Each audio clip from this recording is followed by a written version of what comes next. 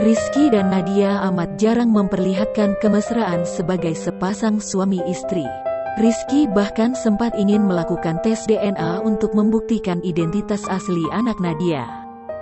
Hal tersebut dilakukannya dengan alasan jika Rizky tak percaya bahwa anak yang lahir dari rahim sang istri adalah darah dagingnya.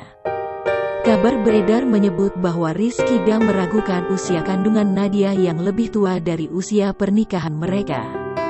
Belum kelar masalah tes DNA, baru-baru ini Nadia kembali membuat publik semakin beropini tentang hubungan rumah tangganya dengan Rizky.